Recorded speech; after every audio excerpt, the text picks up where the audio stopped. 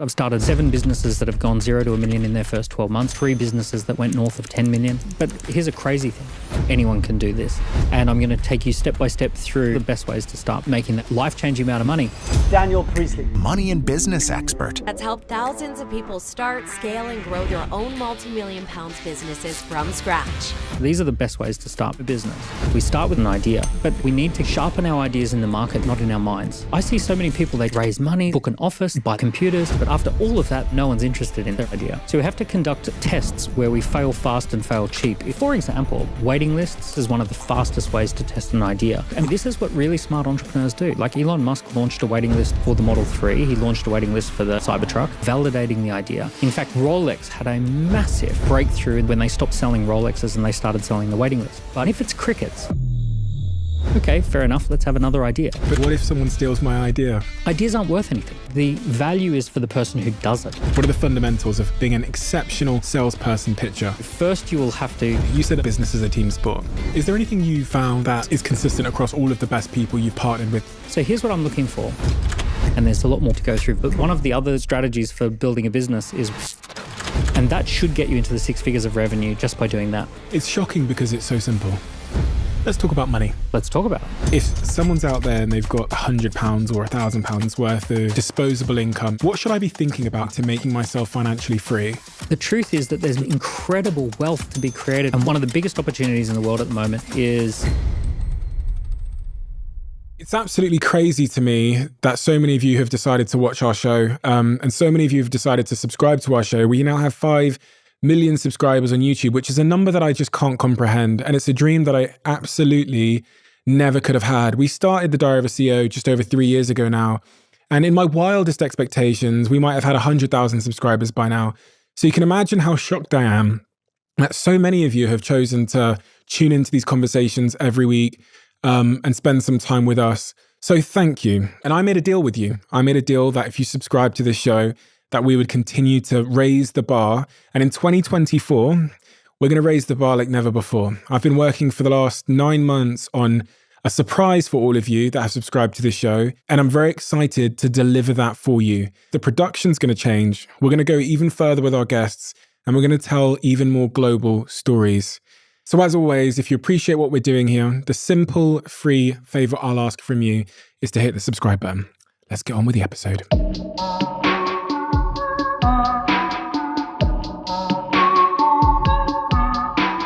Daniel, if someone has just clicked on this podcast, can you tell me the reason why they should stay around and listen and what you think they're going to get from this conversation?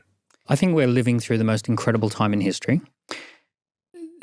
Never before have people had the opportunity to build something that is a global business, full of fun, freedom, and flexibility, full of passion and purpose. And today that is accessible to almost anyone who'd be listening to this podcast. The baby boomers, they got access to affordable housing. We get access to affordable global small businesses.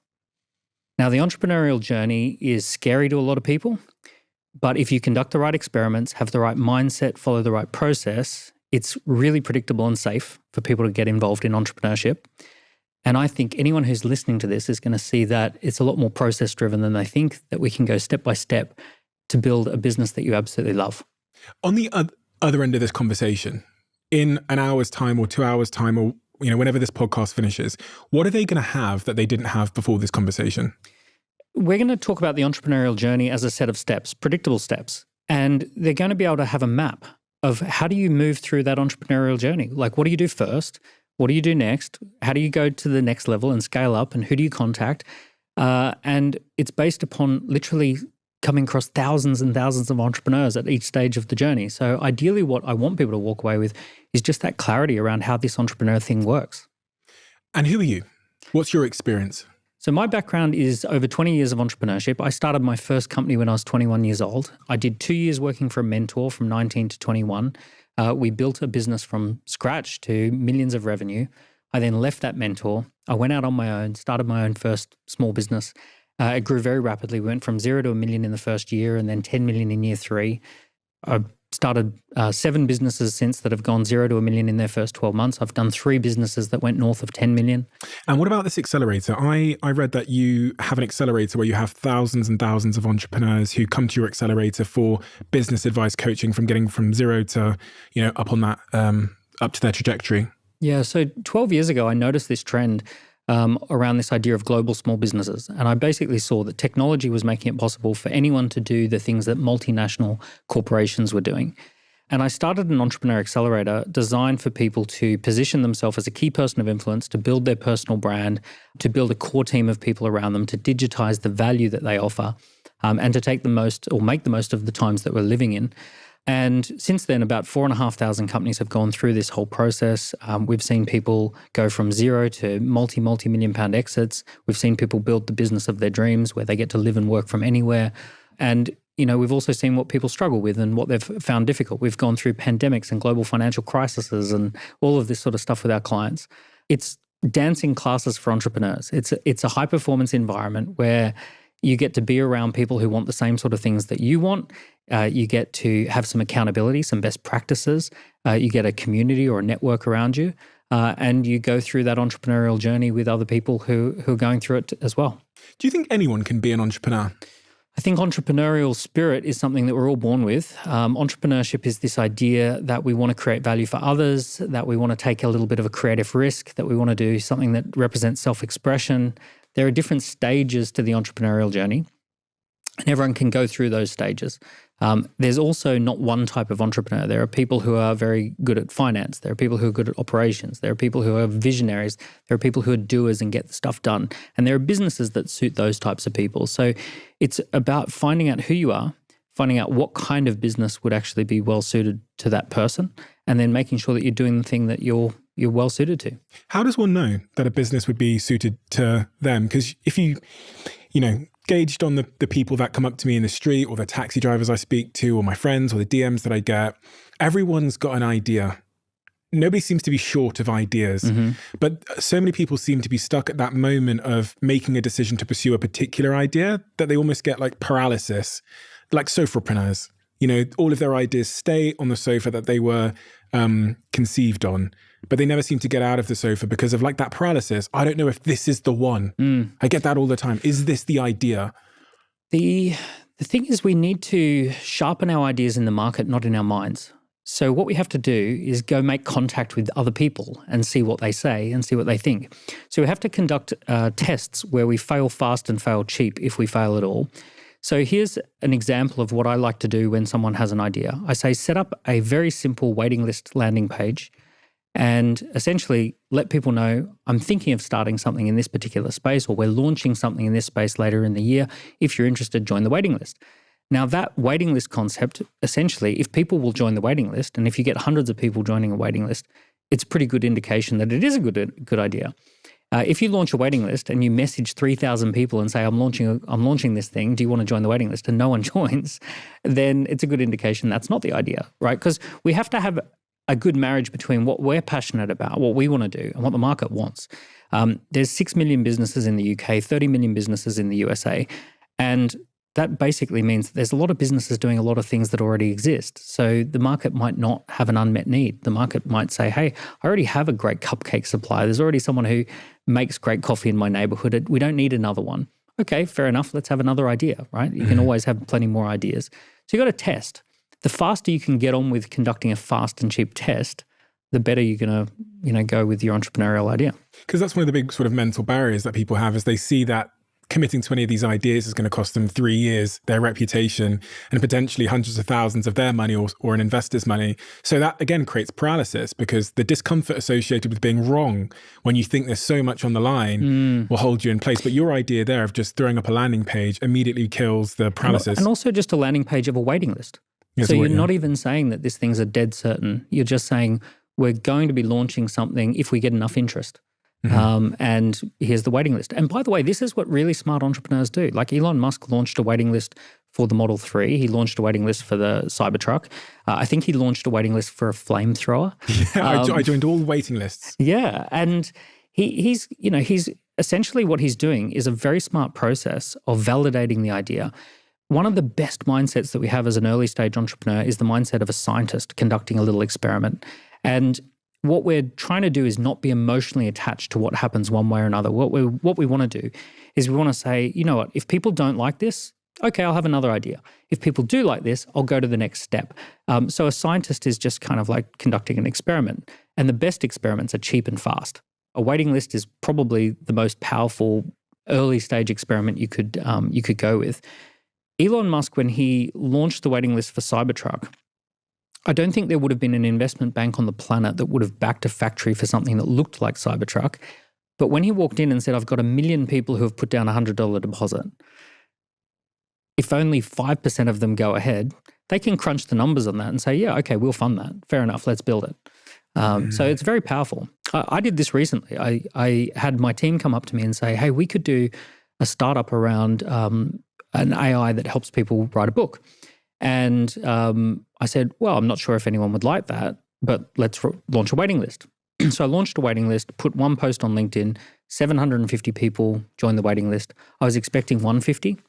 And in the waiting list, we actually asked questions like, how much would you pay for it per month? And how many months do you think it would take you? And what would success look like? And what would failure look like? And what else would you try instead of this? If this didn't exist, what would you use?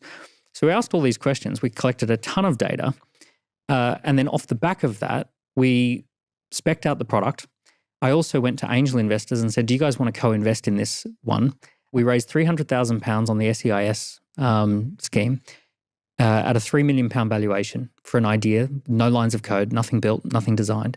And essentially, we got ourselves ready to launch in a couple of months, just simply off the back of that waiting list and all the data that we collected. So interesting. The other point you said within there was about, you said there's kind of two things, what you're passionate about and what the market wants. Now, on the point of passion, it's so cliche. People say, follow your passions, do things you're passionate about, etc. How important do you think the role of passion is in actually succeeding at any of these ideas? So if I've got 4 ideas, cupcake business, floristry business, soccer business, and I don't know, AI business, what role does my own intrinsic passion of any of these areas matter in the chances of success? Passion matters a lot because business is hard and you have to stick with it through the downs. So the reason passion is valuable is because you are going to go through valleys and they're going to be painful and they're going to be, the gratification is going to be very much delayed in any business journey. So passion is the thing that gets you through. It's not the thing that you ride high on. It's the thing that you get through the hard times with.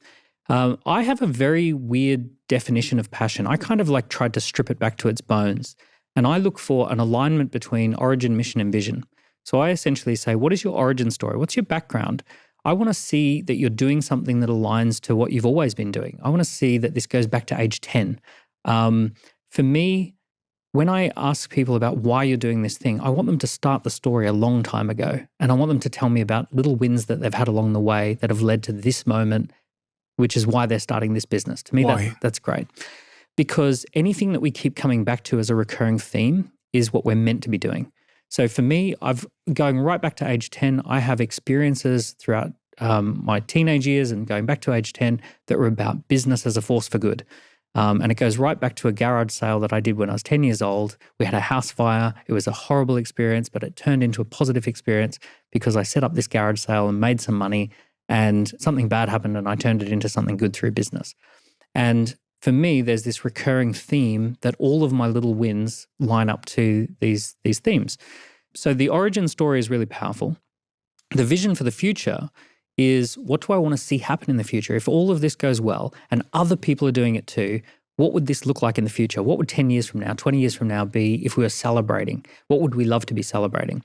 And then the mission is, what is the most high value thing that I could possibly do that's in alignment with that vision? So essentially, if there is a strong alignment between origin, mission, and vision, something happens where you carry yourself in a different way. You sit differently, you speak differently. You're in this alignment. Other people pick up on it. They want to quit their job and come and work on your team. They hear about the vision. They hear about your origin story. They hear about the mission, and they go, "Oh, I'm going to leave what I'm doing and come and join that." And that's the magic of entrepreneurship. So for me, that's passion. It's not about like superficially, I like snowboarding or I've always enjoyed baking a cake. It's the alignment of origin, mission, and vision. Interestingly there, I was trying to think about what the opposite of everything you've said just looks like. What's the opposite of passion in your definition? What's the misalignment look like? So can you give me an example of what the opposite of that definition looks like? The opposite is, I heard about some guy who pumped a crypto coin and made millions of dollars. So I want to go and find out how to pump crypto coins. Or I heard someone who made money flipping property. So I need to flip property and I'm going to do a course on flipping property. I've got no interest in property. I've never been interested in property. I've never shown any interest in any of these things. I just want to make money, and it's got nothing to do with my background. I've got no little wins in this. I have no real vision for the future other than being rich. So essentially, this is of no value to anyone listening. No one cares. In fact, when people hear that, they're repulsed by it. In most cases, just hearing someone talk about that makes you feel, I definitely don't want to see you for the next 2 years. Why are they destined to fail? Because they can't attract a team. Essentially, all of business and life is a team sport, and it's your ability to attract great, talented people around you who want to work with you that is ultimately the reason we succeed, and it's ultimately the reason we feel good. So if you're saying things that repulse people, then talented people leave, and talented people don't want to be involved. If you're saying something that feels resonant, that it feels aligned, and it feels like something's happening, it feels like this guy's up to something, or this woman is up to something. She's enrolling people in this vision that she's got, and people love her story. It's destined to succeed because good people are getting involved, and more good people are getting involved. Do you, knowing what's a good opportunity and what's not a good opportunity, do you think that when you're younger, you should be saying yes to more stuff? Because like in the position you're in now, you're bombarded with opportunity. So you have to use a kind of a different mental framework. No, yeah. Do you think when people are younger, they should have a different bias towards accepting opportunities or fucking around and finding out? Yeah, definitely. We should definitely go through that phase. And also be willing to say, oh, that wasn't it. I'm going to stop and go try something else. So you dropped out of university. I dropped out of university. I was so excited to go to university. And then as soon as I realized this is not going where I want to go, I had to make the decision to leave all my friends and walk away from university. That sort of dark valley you have to walk through of uncertainty when you make the decision to leave the well-worn track of university or a corporate job or the 9-to-5, that How does one prepare mentally? Like, what's the mindset of someone that goes, do you know what, I'm going to go through the stinging nettles, through the bushes, and be lost and find my own way? I always enjoyed all of this, by the way. So my mindset was that I was always quite excited that being lost, I felt, was probably going to be part of the process. I have a simple view around mindset, which is you're either being a reptile, an autopilot, or a visionary. What's that reptile thing you mentioned? What's the definition of that? Oh, well, reptile mode is fight, flight, freeze, freak out, throw tantrums, be angry at the people you should not be angry at, feels unfair that the world's against you, all of that. And the visionary? What's the definition of that? So the visionary, I don't know if you've had these moments where you feel anything is possible and you feel very expansive. You think in long time frames. So you think in maybe 10, 20 years out. You also might see the world as one small place. So you might mentally, your mental model might be that the world is just one little ball that flies around the sun, and there's markets everywhere, and that there are opportunities everywhere, and that there are people trying to get stuff done, and I could have a business that's anywhere.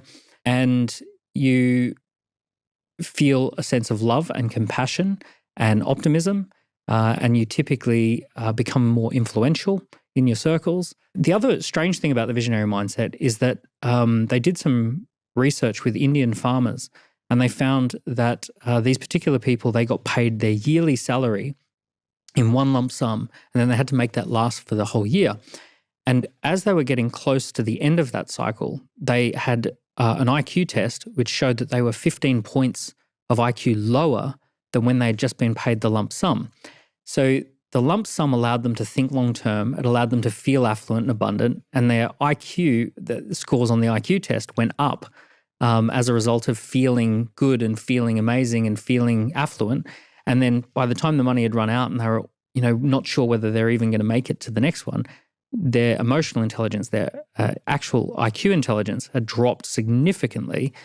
So one of the things that is a real challenge if you're doing it tough is that you're essentially regularly putting yourself into these situations where your IQ is right down.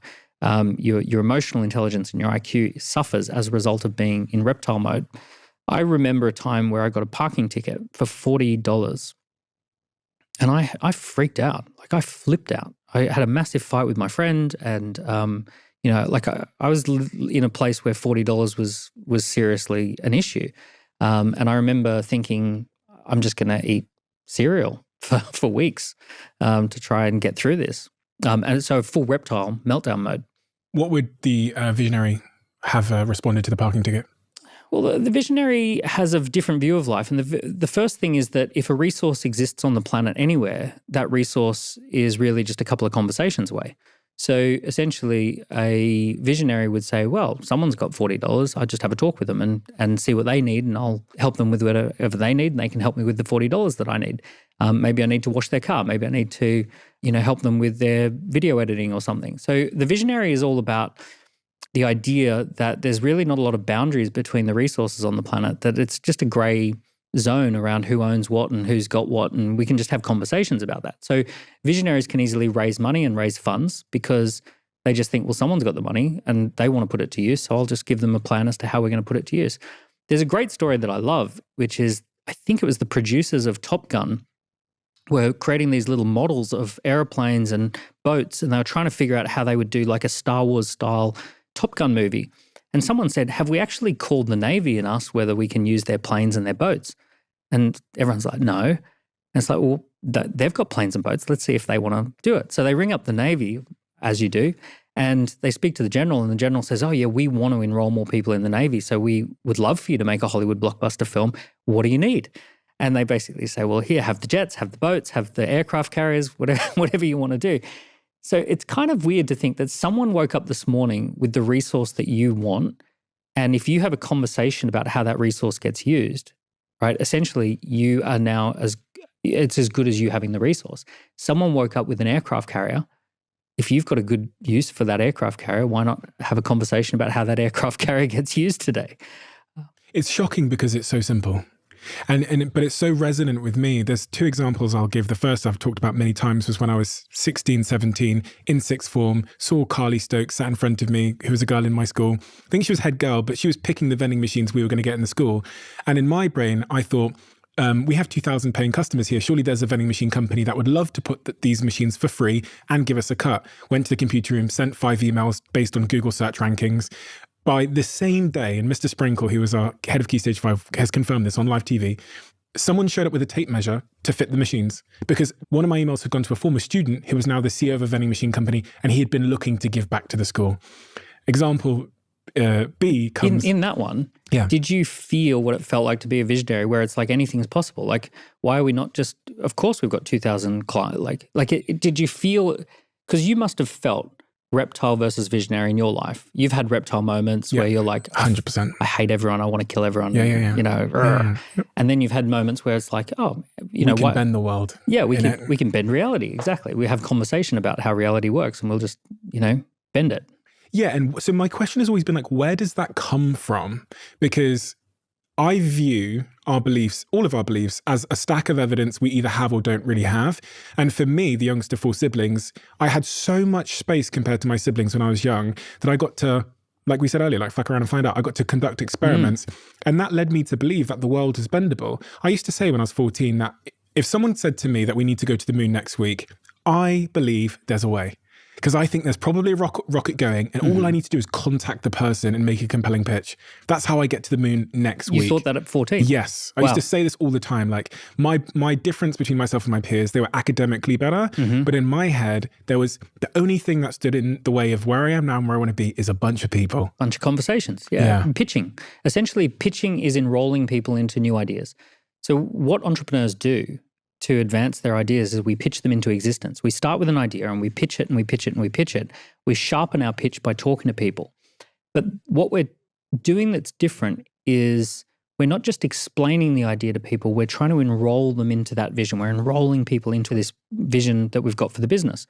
And that process of getting people to do something that they didn't wake up thinking they would do that day is pitching, right? That's one of the first tools that you learn as an entrepreneur. And actually on Dragon's Den, that is the main tool that people are given in order to enroll the dragons into investing or getting involved or not. So where does it come from, I think was your question. I believe it's built into every single individual, that it's an evolutionary function, that essentially at the very base of our brain is this reptile mode, which is fight, flight, freeze, which is rarely appropriate, but in a survival situation probably is appropriate. And then there's autopilot mode, which is essentially just do what you've always done, repeat the past, just get into a loop. If it worked last week and I didn't die last week, well, then I might as well do the same week again. And then there's visionary mode, which is what could I do differently? What would be a creative way to solve this problem? So I feel that a lot of people think they're missing something, and actually it's all built in. And if you can get yourself into that visionary mode, often it's the people you hang out with, it's the books that you read, the podcasts that you listen to. If you can get into that mode, then a lot more becomes possible. You get more IQ points, you get more EQ points, and you see the world in a very different way. The key question there is how do you get into that mode? I have a very one-dimensional biased journey, so I'm not sure if my journey is the best one to take notes from. But from what I've seen personally, people are either in some kind of upward spiral towards being more visionary because it's compounding in their favor. They're sending the email and then it's working, which means they have the evidence to send more. They're more likely to send emails with more conviction and more frequency because it worked last time. And then more work, they get more responses. So they send more emails. It's this upward, wonderful, reinforcing spiral upwards. And they become more and more visionary. Like Elon Musk is at the very top now. He's like spaceships to Mars. Yeah. He's like chips in your brain that monkeys can control computers with. That's someone at the very top of that visionary cycle. And at the bottom of the reptile cycle is someone who, at work, the CEO says, does anyone want to stand up and share their ideas? And they just slouch back in the chair because they've had their confidence negatively reinforced. Maybe last time they tried, it didn't go bad. Maybe their father or their mother gave them bad feedback one day and they're in this downward spiral where when they do show up, they show up with low confidence. They put in a bad performance. It goes bad. Less likely to show up. I would actually call that autopilot mode, which is I've never done this before, so I won't do it next time. Reptile mode is very destructive. You're actively breaking your world. So it's where you do the worst possible thing. Okay. So you are throwing tantrums and you're lashing out against the people who you're actually lashing out against the people who are trying to help you probably. Okay. So that's where you're really at the bottom of reptile mode, very destructive. Autopilot, in your situation where you said about the person who, is given an opportunity to speak and they say, oh, well, it's not what I do, is the autopilot response. The visionary is like, oh, this is a chance to mobilize resources. I've got an opportunity here to expand my sphere of influence and become a key person of influence in this room. So the visionary is like, oh, great, this is a good opportunity. I can do more with this. If the pitch is the keys to everything you want to be, because if we were saying that it's really conversations that stand in the way of where you want to go, and it's the pitch that is essentially the key to wherever you want to go, what are the attributes of a perfect pitch? What are the fundamentals of being an exceptional salesperson pitcher? Well, you've seen some great pitches on the Den. Not a bad ones too. Yeah. So here's what I look for. Clarity is the base level. You just don't want to confuse people. Authority is the ability to communicate that you are worth listening to, that there's something about your background or what you've done or the data that you're possessing or the mentor that you've got that gives you some sort of authority to be talking about this. So clarity and authority. Defining some sort of a problem that the customer has or some sort of problem that exists in the world that needs solving and that you've identified an insight or a solution for that problem. Then the why, which I would say is about communicating why you care enough about this that people would buy into you as the person to drive this forward. You then want to define the opportunity. What is the bigger opportunity for anyone who gets involved? The next steps. What should someone do next? And then the emotion or the essence that you want to leave people with so that they remember you based on that essence or that emotion that you made them feel. So that's the great arc of an inspiring pitch. What was the last one there? Was it the emotion? So clarity, authority, problem solution, the why, opportunity, next steps, and the essence. And it spells out capstone. Capstone. So that's how I remember a great pitch. I had to come up with a way of remembering this because I was pitching so often. I had to be able to come back to, okay, how do I pitch this? So the essence, that's the one I wanted some more definition on. People remember you based on how you made them feel. So you want to think, how do I want to leave people feeling? What's the emotion that I want people to remember? When I'm pitching. Yeah. So you want to finish the pitch on an emotion. You want to finish the pitch by expressing what it is that you, essentially, what is the emotion or the feeling that you want this business to be about. And what's the opposite of that then, the emotional piece? So what's a pitch that is lacking? A lot of pitches finish on next steps and it's very logistical. So I've seen a lot of pitches that are going great and then they go, and then here's what we need to do next, blah, blah, blah. And then it becomes a little to-do list and everyone goes, oh, that kind of landed flat.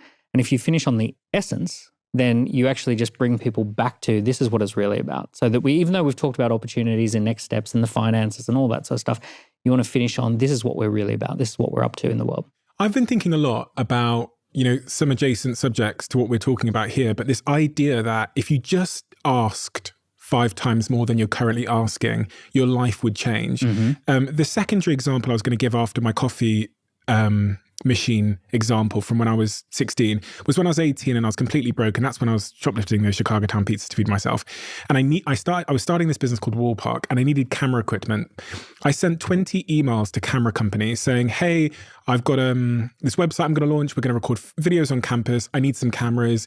If you lend us the cameras, we'll put your logo on all the videos we make on campus. Within 72 hours, Samsung had sent £10,000 worth of camera equipment to my front door in Marseille. I got an email the day after the cameras arrived and it said, these are returns. Send them back when you don't need them anymore.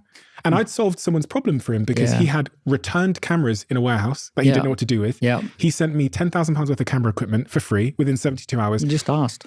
And I go, oh my God, like when you're at the bottom and you have nothing to lose and you have an internet connection and a Gmail account, why aren't you sending out 20, 30, 50 emails a day asking?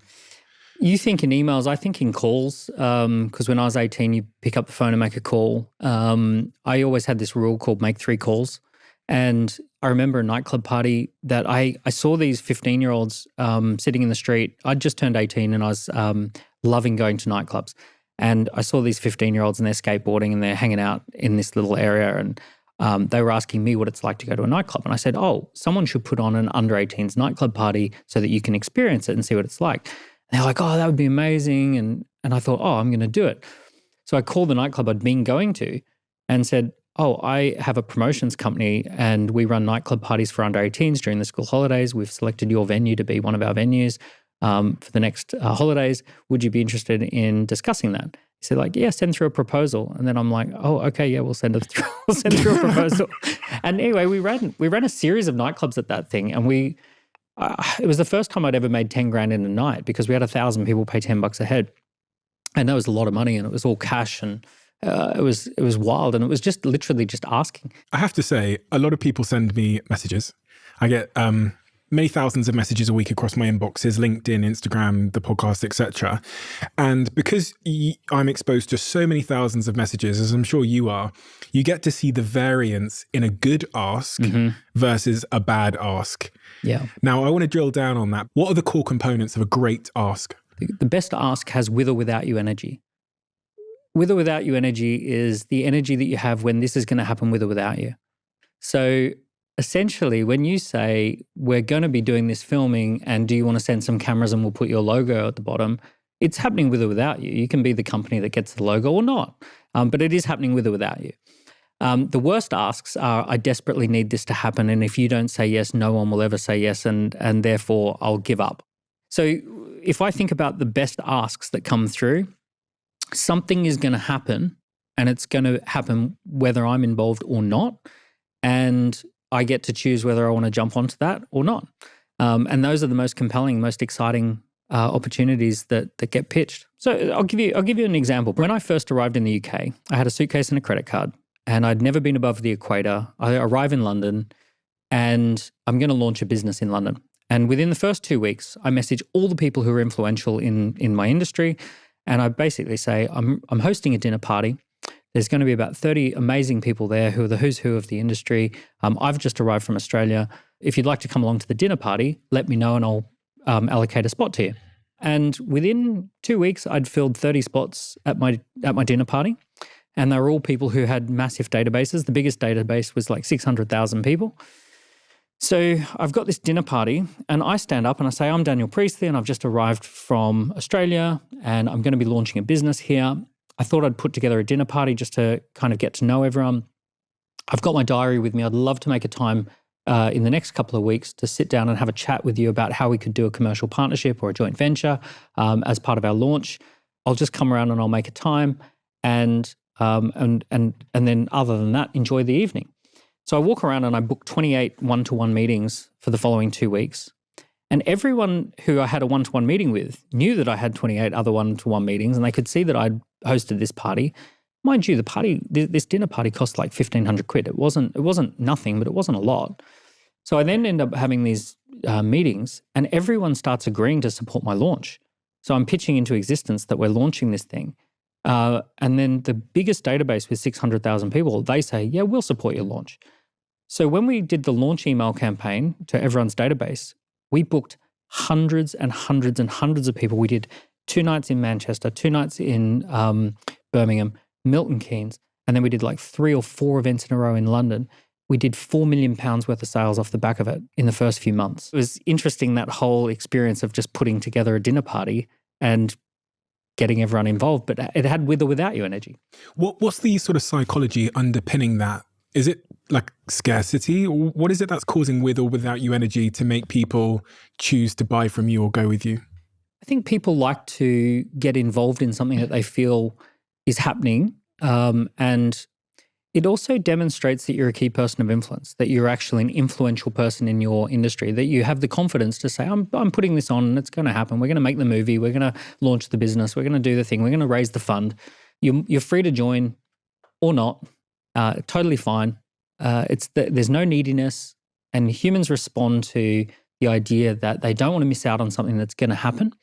Very rarely exciting things happen, right? Most of the time, for most people, everything's humdrum, and then occasionally something exciting is happening and you don't want to miss out on something that's happening. So, no one likes neediness. People like things that are happening, and people like to flock around key people of influence. So by demonstrating that you're a key person of influence who's putting something together, people just naturally gravitate around that. It's interesting because it reminded me of an example from a company that I invested in 5 or 6 years ago. And in one of my first meetings with them, I looked at their website and they had this button on there that said, become a member now. And I said, we should try changing that to join the waiting list. And when I had my first board meeting with this company, they said, Stephen, of all the things you've done for us, the most valuable thing you did was getting us to change that button from become member now to join the waiting list. And I said, why? They said 2 things happened. The first is the amount of inquiries we got, the amount of people clicking that number rose by 500%. The second thing is conversion went up by about 300%. Massively. Because previously, just by changing a couple of words on that button, people would click the button. They would then get scheduled an appointment to have a tour of this facility. They would then not even show up for their tour. Because they didn't value it. Yeah. The minute we changed it to join the waiting list, and then they got an email saying, hey, you've been selected for a queue jump or whatever, they would never, ever miss the tour. And if they were late for their scheduled tour by 1 hour, they would profusely text and apologize and try and reschedule. Tiny shift in just a couple of words. It's not a tiny shift, because if you look at how human psychology works, in order for someone to want to buy something, they have to be about 100% certain. In order to join a waiting list, you only have to be 5-10% certain that you want to do something. And people like to warm up to things a little bit slowly. So join the waiting list means that, hey, you only have to be slightly sure that you want to do this. Then the uncertainty of, do I get through or not? I've joined the waiting list. I've made a micro commitment. Now there's an uncertainty gap. And it's like, oh, I need the certainty. I need to know whether I'm off the waiting list or I'm through to the next phase. So now we enter a different, like, oh, will I or won't I get through? But it also gives the business a great opportunity to warm people up. So you talked about doing a tour of the club. Let me give you some other examples. Glastonbury Music Festival, they tell people that they can't book a ticket, they can only register for a ticket, that they're interested in a ticket. So a registration of interest, but not a ticket sale. So what they do is they get 700,000 people to register interest, and then they tell you slowly who are some of the bands, and they warm you up to will you get it or not, and they tell you 500,000 people are now registered, 600,000 are registered, 700,000 are registered, and they say, but there's only 140,000 tickets. So then they say, we're going to make the tickets available at 5 a.m. So only the true believers are going to be there, only the true music fans who are willing to get up early. And then there's this whole like suspense and excitement of like, will I get a ticket or not? People set their alarm in the morning. They know that 700,000 have registered, 140,000 will get through. So they just fight for those tickets. Rolex had a massive breakthrough in the way that they, in becoming a big brand, when they stopped selling Rolexes and they started selling the waiting list. So you can't buy a Rolex. The way it works with the Rolex is you go into a Rolex retail store, and the only thing they will sell you is getting onto the waiting list. So they won't actually sell you a watch. So first you will have to get on the waiting list and register. And then about 6 months later, they'll say, good news, we have the watch that you want available, but it's only available for 3 days, right? Other than that, we can hold it for you for 3 days, but after that, we'll have to sell it to somebody else. And essentially everyone rushes down and gets the Rolex. So that cycle of join the waiting list and then make the sale is brilliant. And this translates perfectly for people at the early stage of the entrepreneurial journey, because it doesn't matter whether you want to do a rocket to Mars, or whether you want to launch a cupcake business, or you want to do a fashion brand, or you want to do a service of bookkeeping and accounting. All of those you can launch a waiting list with minimal cost. You set it up very simply and basically. You use a template. Boom, you've got a waiting list. And you can also collect the data. So you can't just join the waiting list. Name, email, answer 5 questions to get on the waiting list. How much are you willing to pay? What are you trying to achieve? What's your biggest fear that could go wrong? What would you try if this didn't exist? So you ask a few of these questions, and then people get on the waiting list. You've got all that data. When people hear that, they'll think that putting someone through a set of sort of rigorous questions to give them access to the product on the other side would deter most people. But it reminds me of a psychology study that I read about, then wrote about in my last book, where they got 2 groups of people. They had a boring community forum online as the sort of the product. They let one group of people straight into the boring community forum. And then they asked them how much they appreciated and found value in the boring community forum. That group of people said it was boring, right? Then they had this other group of people in this study, and they didn't let them into the boring community forum. They made them go through a rigorous selection process. And the people that got into the same boring community forum, when asked in surveys after, how much do you value the boring community forum? They said it's great. Yeah. And it's this psychological bias, because you've had to fight for something. What you're describing is Harvard. Yeah. It's Harvard University. It's exactly that. It's the same university subjects that everyone teaches, but it's hard to get in. Yeah. I use one of the other strategies for building a business is waiting lists, but also discussion groups. So one of the things we do when we launch a business is we don't launch the product or service, we launch the discussion group. So the first thing is, let's say I was going to launch a gym in Wandsworth. I might say we're going to do Weight Loss Wandsworth, an online discussion group on WhatsApp. And we'd just promote the hell out of that group. And if we had 4,000 people in that group, we could then launch a gym pretty easily off the back of the discussion group. So I'm a big believer like in waitlist, discussion groups, anything like that is super fast, low risk, low cost. These are the best ways to start businesses that you know, and you're collecting data. You're getting people to answer questions to get in. And you're learning about what the product market fit probably is going to be, the right product for those people in Wandsworth. Exactly. And sometimes you get very surprised. You find out that, I thought that this was going to be for men who want to build big muscles, but it's actually for women who are excited about CrossFit. It's like, okay, didn't know that. Like now I've asked the questions, I'm finding out that it's slightly different to what I thought. I thought everyone would love red, but everyone loves blue. Okay, we can do that. So in those early stages of business, you want to, when I said before about conducting fast, cheap experiments, waiting lists, discussion groups, online assessments are amazing. So an online scorecard or an online assessment, great way to think of them is a readiness assessment. So readiness assessment, like, are you ready to launch a podcast? Answer 10 questions to find out.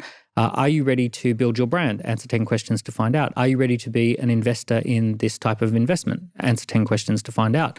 So it's an online assessment where you answer a series of questions to get a readiness score. And then based on the readiness score, people will then find out if they're 30% ready, 40% ready, and people love these readiness scores. This is one of the fastest ways to test an idea. And getting signals of interest.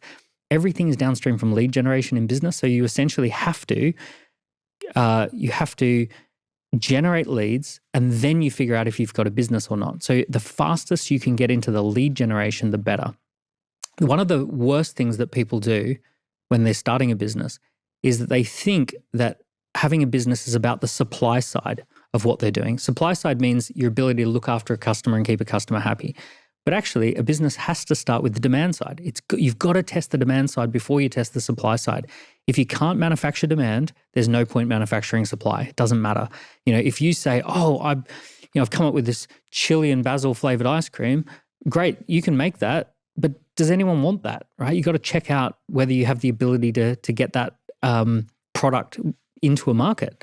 So what I see so many people, they take qualifications, they get certifications, they might raise money, they might set up a venue, they might book an office, they might buy laptop computers, all of this stuff. And they might spend 3 to 6 months doing that. And then finally, after all of that, they then experience, oh, no one's interested in this. Now what do I do with all that stuff? So in the chili and ice cream example, what should they have done? Join the waiting list. We're launching chili and basil ice cream. If you'd like to try it and taste it, join the waiting list. People don't know what they want though. Because in the ice cream example, it's a taste thing, right? So it sounds good, but in reality, it could be So, I mean, this is a crazy idea. It's a terrible idea that but anyway, let's go with it. So you create a waiting list. We're doing really wild flavored ice creams, and it's crazy flavors like chili and basil ice cream and salt and pepper ice cream and blah, blah, blah. If you're interested in really different, exciting new flavors of ice cream, join the waiting list and we will invite you to a taste tester when it's ready. You'll get to come to an exclusive event where you get to try and test our latest recipes in central London. So now you promote the waiting list and you see, can I get lots of people? And some of the questions might be, which flavor are you most looking forward to? Are you looking forward to octopus ice cream? Are you looking forward to, which one? Ugh. Right? So you go through and they answer all the questions and then they join the waiting list. Then you say, join the ice cream discovery discussion group. Right? So now they're in there talking about their favorite ice creams and what crazy flavors they like. And you can actually have a daily poll and you're doing that all in WhatsApp. And then you say, now come to the event that we've got, the taste testing event. You could launch the ice cream assessment. All right, which type are you? Are you the savory ice cream person or the sweet ice cream? Are you the, blah, blah, blah. So you could have 4 ice cream personalities and they take the test and find out which ice cream personality they have. So you can do all of this stuff for free or almost for free without making a scoop of ice cream. Right? None of this stuff involves actually any commercial kitchens. None of it involves packaging or branding or any of the expensive stuff. You're just doing the things that's testing whether people are actually interested in this. And if it's crickets, if you put a lot of effort into trying to get people interested in this and you've got 12 people in your little group and they're all, sadly looking at each other going, where's the basil ice cream? This is never going to fly. I was thinking there, some people might come to the discussion group, your friends, whatever, your mum comes down. She goes, yeah, your ice cream's great, Daniel. Well, you want to do cold outreach. Cold outreach, I don't know how long we're going to talk about ice creams, but cold outreach is where you essentially make a list of all the communities and groups that exist online, all the accounts that already have followers, and you just cold outreach 1,000 people and get them involved. But Daniel, what if someone steals my idea? Well, my experience tells me until you've got a Ferrari, no one steals your idea. Yeah. People steal ideas from people who have Ferraris, right? So it's that bias towards if you've been successful in the past, then your ideas are worth stealing. The beauty of having nothing is no one's going to steal your ideas ever. They're going to look at your account on Instagram and go, oh, you got no followers and you haven't got a Ferrari, so I'm not going to steal your idea. So you've got this great advantage when you're starting from zero that no one will steal the idea. And here's the other thing. Ideas aren't worth anything. Here's a great idea. Let's rip down all the old buildings in London and build brand new buildings. what's that idea worth? Trillions. Well, it would be worth trillions if we did that. Well, actually, no, the value is for the person who does it. So if someone else steals your idea but does it, they deserve the money, right? Let them have it. They're better at executing. Get on with the next idea and be better at executing next time. So if someone's able to execute better and faster than you, they deserve that money. That's fine. Let them have it. Get on to the next idea. I was thinking about it like this podcast. There's lots of podcasts. There's like 3 million podcasts. There's a lot of podcasts. The idea itself to start a podcast isn't where the value is derived from. No, so much of it is pitching and also the commercials behind the scenes, creating the right offers, making sales. So this is the other thing that early stage businesses need to do. You got to stop calling yourself an entrepreneur and start calling yourself a salesperson. You're going to get out there and make sales in the early days. So a lot of people are really uncomfortable with the idea of making sales, but that's what an entrepreneur does. An entrepreneur is a salesperson, especially in those first couple of years. You are the chief salesperson. If you can't sell it, nobody's going to sell it. At the heart of a lot of these topics is this idea of failure. Because you're talking about experimentation, we're talking about asking, with all these things.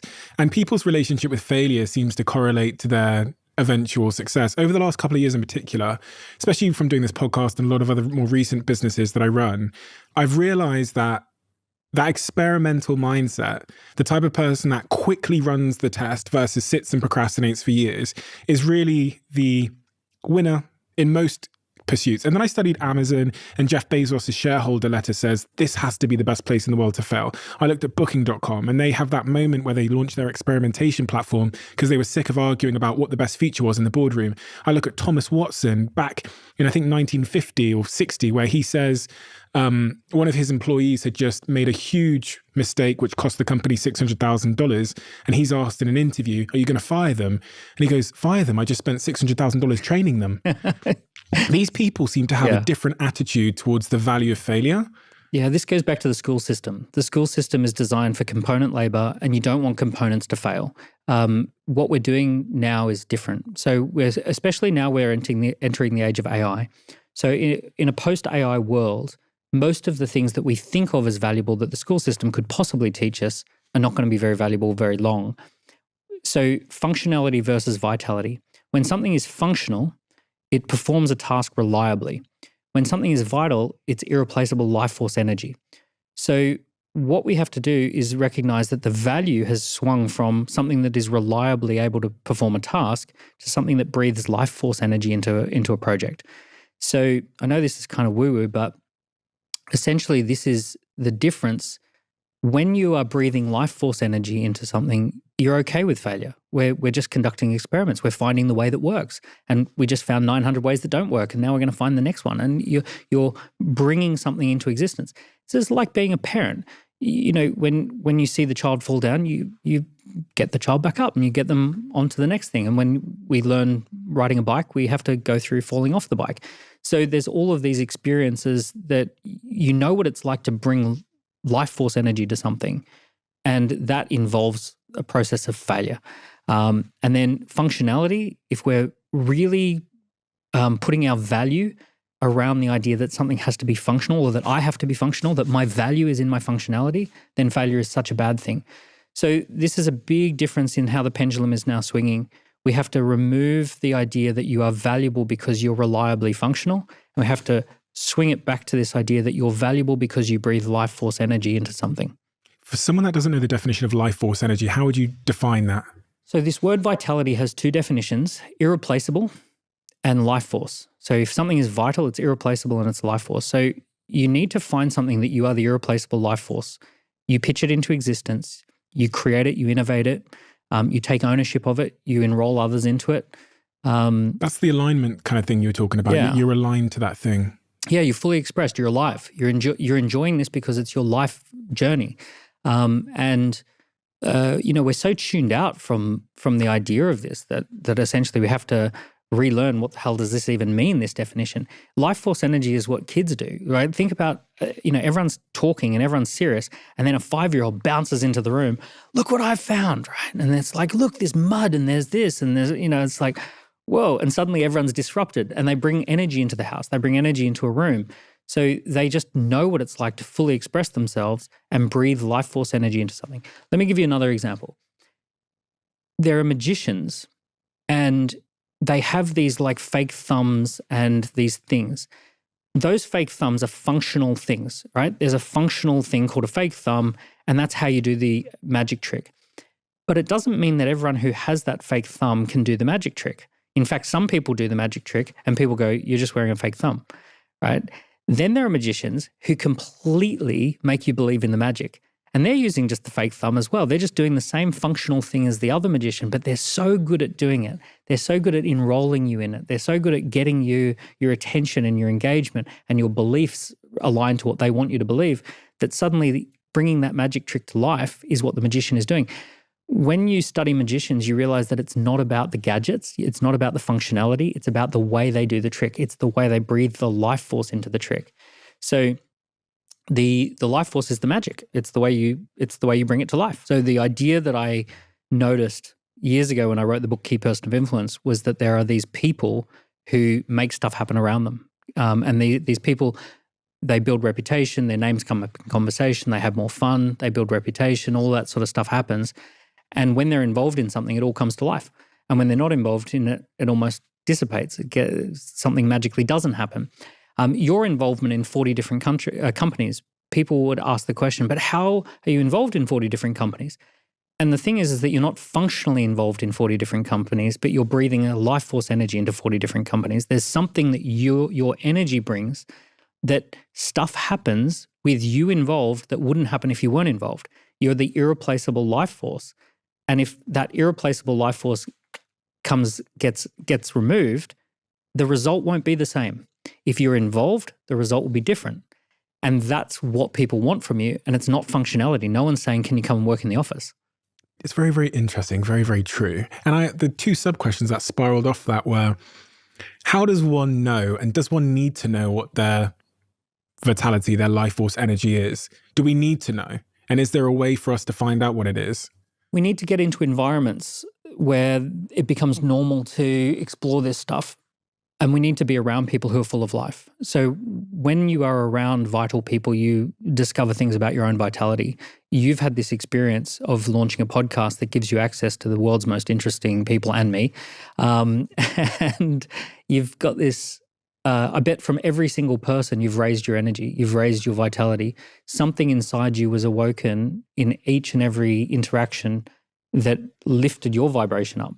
When you're in a low vibration environment where everyone's functional, everyone is suppressing their life force in order to be functional, you essentially just resonate with that and you suppress your life force in order to be functional. So we need to get into environments where vitality is the norm, where we raise our energy, where we feel good about thinking about vision, mission, and values, and we feel good about exploring origin and what value that might add to the world. It feels normal to be conducting experiments. It feels normal to be making sales. It feels normal to want to be a key person of influence in your industry. It feels normal to have a conversation about what resources already exist on the planet and how they could be used differently. So all of those things happen inside the right environment. So I have a saying that environment dictates performance. I went into a number of prisons with a charity called Key for Life. And what we discovered is that a lot of these young men are entrepreneurs, but in their environment, the product that you would sell is an illegal product. But they're in that environment, the only successful entrepreneurs they come across and the only successful entrepreneurs they meet are selling drugs. So they go, oh, that is my pathway. That's what I do. That's my mentoring. That's the environment. If you were to take this same entrepreneurial spirit that these young men have and showed them, oh, here's an IT services company, they'd go start an IT services company. Or here's a book publishing business. Oh, okay, now I'm going to be a book publisher. So their entrepreneurial spirit, the only place they saw in the environment of someone who's on the rise was this drug dealer friend, so they got involved in it. So environment dictates performance. What we need to do is we need to find environments that lift us up. What if we're not in an environment that lifts us up? Because there's going to be a couple of million people right now that when you've described the definition of life force energy and you've also used the word stagnation as almost the antithesis of that, they're thinking, oh my God, I would love some life force energy. I'm in a corporate job in the city. I've been doing it for 10 years. I'm institutionalized in this place because I've been here so long that I don't even know what the outside world would look like. And I've got all these ideas, but they can feel their soul has been drained to some degree. They've got a mortgage. Change environments for at least an hour or two a week. And what I mean by that is, I'll give you an example. when I was 21, I was going out to pubs drinking with friends all the time. We're getting drunk, and that was the normal night. And there was this one night where these people turned up who did Latin jive dancing. And I looked across the room and I saw them jive dancing, and I went, oh, that's incredible. And I get talking to the guy and I say, how do you do this? And there's like 6 beautiful girls and this 1 or 2 guys who they're all waiting for a spin. And I'm like, how are you doing this? He goes, come to dance classes. So I'm like, go to dance classes? I would never go to dance classes. I rock up at dance class. And then when I was there, I was in this environment where it was completely normal to dance. That was just the normal thing. In that environment, you grab a partner and the music comes on and they show you the moves and you do the moves. When they demoed the moves, and I can vividly remember this from 20 years ago, when they demoed the moves, I thought to myself, there is no way I'll learn that in 3 months. And then by the end of that first 2-hour session, I'm doing the whole routine and I'm comfortable with it. And I'm like, wow, I can do this. So you can't do it outside of the environment. You can only do it in the environment. So entrepreneurship is an environment thing. You do it inside an environment, and it's very hard to do that outside of the environment. So you basically have to find entrepreneur meetups, entrepreneur groups. You find a mentor. In every city around the world right now, there are entrepreneur meetups every night of the week. Online, there are entrepreneurial events every day of the week. So you just get in the environment. There's this thing called social shedding, which I've never actually shared with anybody before, but it's this idea that when you take that first step into dance class and you get to see behind the curtain of another world, you slowly no longer resonate with your other friendship group. And there's often a friction there where they say, oh, Dan's dance, they start cracking the jokes. Oh, Dan's a ballet dancer now, lads. Oh. And what they're doing there is, it's somewhat linked to this phrase, misery loves company. They don't want you to leave. No one wants you to change. You're Dan Priestley. We know you as this. Do not change your identity. If you try to change your identity, we will mock you. We will disguised as a friendly roast, and we will try and hold you back, because if you change, what does that say about us? That's holding a mirror up to me. It means that I'm less than you in some way. And I hear this from entrepreneurs or startup entrepreneurs, that when that decision to start building a personal brand or starting that cupcake business typically causes resistance from their existing social circle. And then this decision, whether they want to socially shed, which means letting some of those people go. If we were born at any other time in history, you would grow up in a town, get a job in that local town, go to school in that local town, and everything would revolve around just the local issues of that particular place. You probably would know 1,000 people for your entire lifetime, and you'd have this very tight circle. There's something in our evolution about being part of these little local communities. And for the first time in history, you can choose to be tapped into a global community. Anyone in the world who shares values, or you want to share their values, it's now freely available to us. There's something that feels very foreign about that because it's never happened for the last 5,000 years. And then there's something very exciting about this where you go, actually, I'm living in a different time now. This is an incredible moment. I think that what's happening is that we're going through an empire shift. And the current empire shift is this empire shift away from geography to digital, which means that we connect on values and we connect on purpose and we connect on origin, mission, vision and those sorts of things. So what the larger shift that's actually happening is this shift of, do I want to play by the old rules of the geographical-based system, or do I want to play by the new rules of being in the cloud? And in the cloud, anything's possible because I can go anywhere, I can do anything, I can access any information, I can connect with any person on the planet. And as soon as you make this shift into the new empire, that's where everything starts to shift. And now so we all have to make that shift. So the big shift is not even just changing your friendship group. It's the courage to change empire. It's the courage to say, actually, you know what? The world is a very different place than what I was born into. It's now going through a big change. The faster I can actually get into this wave and surf this wave, the better. That's so interesting. And one of those shifts from the old empire to the new empire is seen in building a personal brand, because the old gatekeepers of media and reputation were just newspapers and the radio. And there was 10 of those. So you've got to be lucky to get on one of those. Now, in the new empire, in the clouds, you can build your own media company around you. Permission-free, you can digitize your value. You can connect with anyone in the world who resonates with what it is that you do. So when we launched the most recent business, Score App, we launched it in London, but because it was the pandemic, we ended up with employees all over the world. and we've never had an office, and we still don't have an office. And it's this incredible business. And what's happening is that we now have clients signing up every single day. Over 100 people sign up.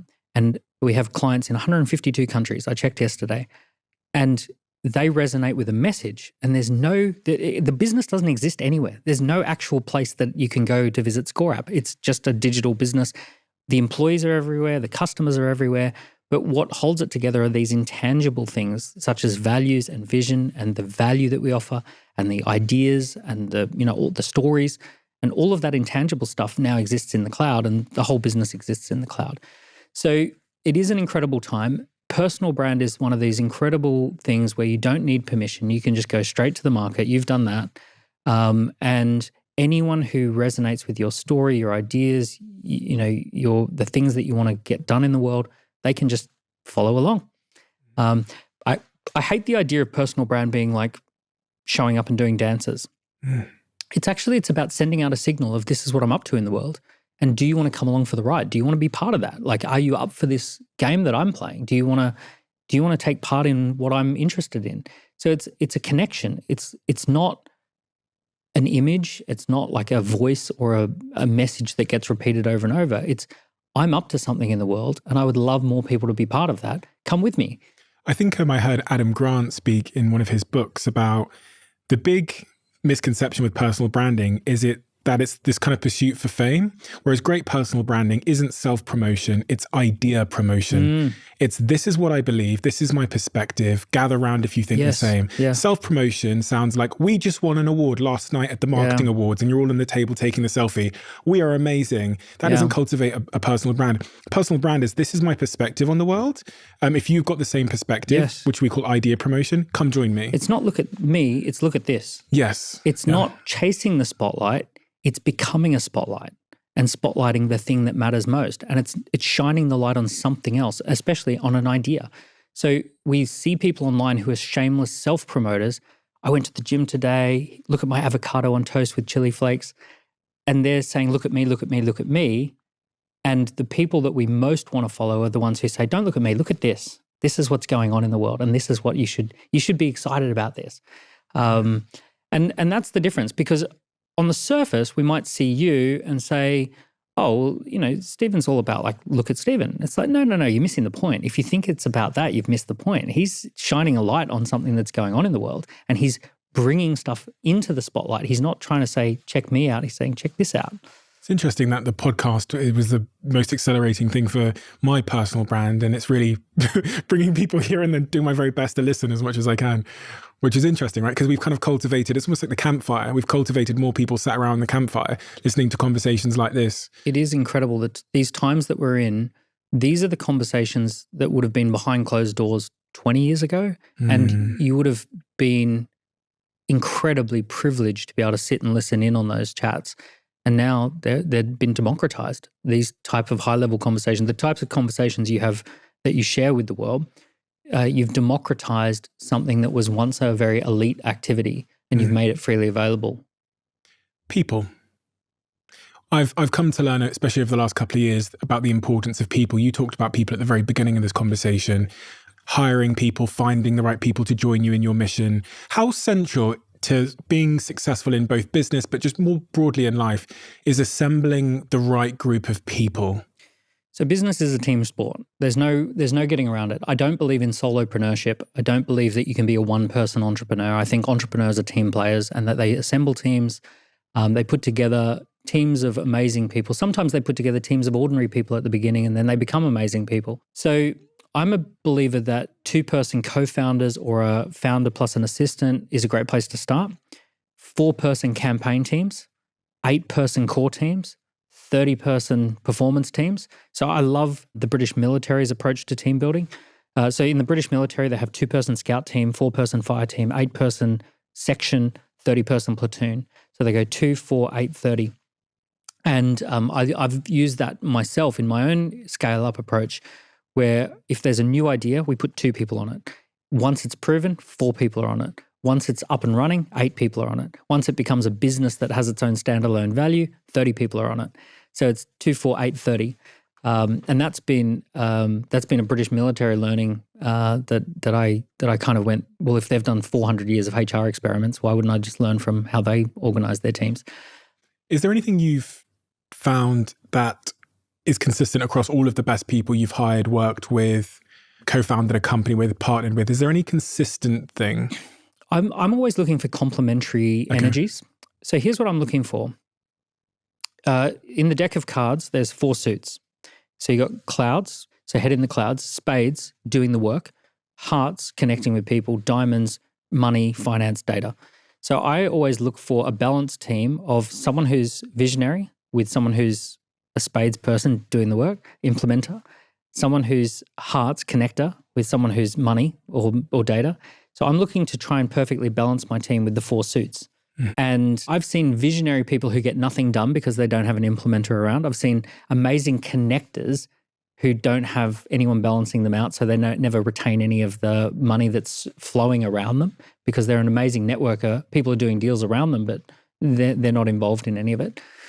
So for me, it's the connection between those 4 energies. And when you get all 4 energies firing and in one team, then you get the value creation and retention. Let's talk about money. Let's talk about it. We're in a cost of living crisis in the UK, and many countries around the world are either in or on the brink of recession. So one of the most popular questions we've had at the Diary of a CEO in the last 3 to 6 months is about money, people's concern about their own money, spending, finance, and saving. If I'm someone out there now that has, I don't know, $100 or £100 worth of disposable income every month, or if I have £1,000 or £10,000, what should I be thinking about as it relates to creating more money and making myself financially free? The first thing is you just want to earn more. People massively settle for how much they could earn. So the first place I think to invest is in yourself. But here's the first principle. The first principle is income follows assets. Income follows assets means that the more assets you have, the more income you'll earn. If I want rental income, first I need a house. If I want dividend income, I need shares. If I want to be paid as a brand ambassador, first I need a brand. So essentially, the more we can accumulate assets, the more easy and effortless the money flows. So we have to figure out, well, what assets could you accumulate and what assets could you formalize and own? I wrote a book called 24 Assets, and I listed out all the different digital assets that are new economy assets that people could have. Things like brand and positioning, things like databases, things like company culture is an asset now. So I talk about how do you formalize those things? If someone's just starting out and they've got 100 a month, to be perfectly honest, trying to invest 100 a month or any of that, it's not going to do anything. It's not going to change your life. But if you put that into your own skills and your own development, let's say you don't have negotiation skills. Well, there are courses that you can take for $100 that give you negotiation skills. Let's say you don't know how to close sales. You can take a course on how to make sales. Let's say you don't feel confident public speaking. You could do a public speaking course. So there are things that allow you to gain your skills. The other thing too is money is relationships. So if you don't have a lot of money, you typically don't have a lot of relationships. You might have a limited number of relationships or a limited number of relationships with people who have a flow of money. When you have a high degree of relationships with people who've got money flowing, it's very effortless for that to flow to and from you as well. So you might have to invest in relationships. When I arrived in the UK, I knew that one of the places that I would meet interesting people would be private banks. So I didn't qualify for private bank, but I went into a private bank and I said, I'm going to be launching a business and of course it's going to be great and successful. I want to bank with a private bank. Do you have an entrepreneurs program? Oh yeah, we did. And they start selling me joining the entrepreneurs program. Now it cost me £600 to open an account with that private bank, but they immediately invited me to dinners and they invited me to networkings and all these sorts of things in the private bank. One of the things that I've recommended a lot of people do is host dinner parties and reach out to people who you don't know. Here's a silly story. I was just in Dubai and I know someone who has a 100-foot yacht. So I said, Jeremy, can I borrow your yacht for the evening? I'm going to be putting 15 really influential people for a dinner party. We're going to have burgers on the boat. And he said, oh, great, can I come? And I said, of course you can come. It's your boat, right? So he said, great, that'll be exciting. So he basically said, you can host this party on my 100-foot boat. So I reached out to all the people who I didn't know and I said, hey, we're putting together burgers on the boat. Would you like to come along and have some burgers with interesting people? And then they came along and I made the investment into relationship. Now, the funny thing is a lot of people say, oh, but you know someone with a 100-foot yacht. Funny thing is, I think plenty of people who have a boat, especially in Dubai, it sits empty most of the time. You could reach out to 30 people and say, we're going to do it on someone's boat. Would you like it to be your boat, with or without you energy?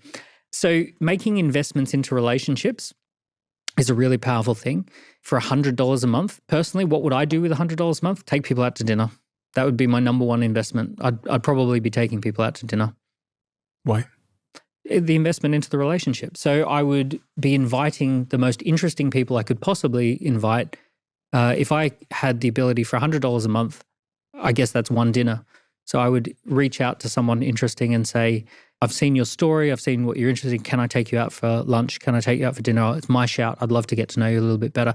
Obviously, don't do that with someone who's famous. You get 100 of those a day. I get plenty of those a day. Reach out to someone who's not famous, but who's accomplished, who's successful, who's a mentor-esque type person, not necessarily a superstar, but someone who's a few steps ahead.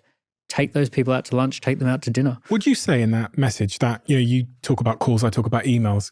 What would someone have to say to you, considering where you are in your life now with all the inquiries you get, for you to actually go for a coffee with them? So bear in mind, everyone's going to email you and say this. Yeah, yeah. Well, it happened today, actually. Someone said, Daniel, I noticed in the background of one of your photos that you have an amazing Fender Stratocaster. I teach people how to play guitar. I would love the opportunity to do a guitar lesson with you and help you to shred on that guitar. And it was really nice. He had watched my podcasts in the past. He had noticed the guitar. He reached out with something that was valuable for me. And he said, I'd love to have a chat with you and teach you how to play some guitar. And I'll have a chat with him while we do that. But that was it was a very it felt like a good connection. I also had a look at his profile and he looked like a really lovely person, who's getting on with doing stuff. There's a bit of with or without you energy as well in terms of, I can see this person's up to stuff. So I look at that and I go, he did some research on you. Mm-hmm. He offered you value in an area where you were potentially seeking or looking for the value. Yep. Oh, that's definitely true if you've seen me play guitar. But that's like the core component. And I feel the same way, that I try and figure out why sometimes I reply to these cold outreach messages, but 99.9% of the time I don't. Mm-hmm. And it tends to be the case that the person will say, they'll show that they've done some kind of research on me, which is good for your ego. Like, everyone has an ego. You want to feel like someone actually cares. And then they'll offer me something in return for... By the way, do you know I did this to you? I don't even know if you remember. You and I were both speakers at a conference. Right. And we were in the elevator and I'd prepared for you a really nice leather briefcase and it had I created the Happy Sexy Millionaire thing. And we gave all the speakers one of those. You weren't that special. We had some for all the speakers. But anyway, it was interesting because I actually have done that with you and we never ended up following up with you and you never followed up with us. But here's the thing. I want to share that. No, I want to share that because sometimes it doesn't work, right? Sometimes you have to send out, like when I sent out 3,000 cold DMs to launch a business, I didn't expect 3,000 people to respond. I expected 30 or 40 people to come back to me. When I gave that to you, do you remember it? I remember getting a briefcase, and I'm trying to. I do quite a lot of public speaking these days. So we only had like a 2-minute interaction, and I said, "Hey, this is a little gift for you. Inside, we've created something for you. Have a look." Was it something I had to scan? Probably. Was there something scannable in there? Yeah, we'd built you a little landing page campaign. Yes, I remember. Yeah, and I remember getting in the car and saying to my team, "Oh, this is cool." Yeah, and then of course it gets passed to the team, and they're like, "Yeah, fair enough." Yeah. Put that on the pile of cool things.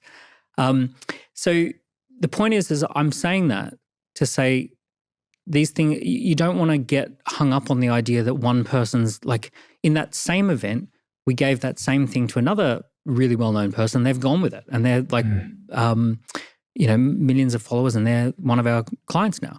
So we have with or without you energy, which is when my team do this, we pick 30 or 40 people who'd make amazing connections and contacts in our VIP outreach team.